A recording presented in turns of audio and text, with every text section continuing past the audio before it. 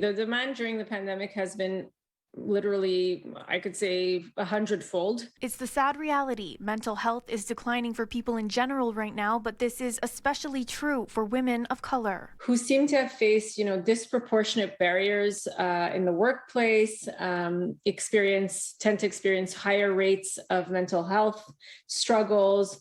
And on top of that, finding mental health support that truly resonates with and is helpful for this population is much harder to find. This is Ebony Gooden. She is deaf, so I will be reading her words.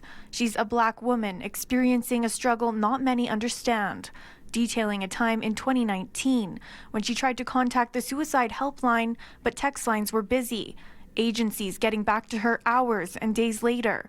She says because of a lack of accessible help, she carries an ever-growing bag of unprocessed pain, grief, and trauma. Right now, she's looking for a Black, deaf, female therapist or a Black interpreter to bring to a female therapist who is Black.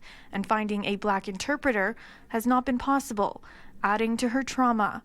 She spoke about this at the anti-racism platform hosted by the city of Calgary, which addressed systemic racism. She says without finding a therapist who is Black, she fears being manipulated and gaslighted.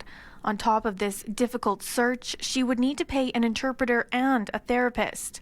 Gooden says there needs to be more financial support for Black people who are disabled in mental health care to address a pain for her which is crippling to carry every single day. We're just trying to facilitate and help support women who have been really impacted by the pandemic. But Across Canada Initiative wants to create solutions. Inkblot Therapy is providing 10,000 hours of free therapy, this year focusing on women of color.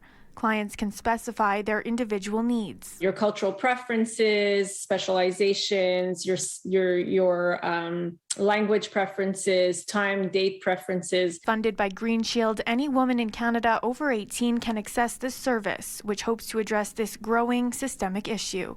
In Calgary, Taylor Brott, City News.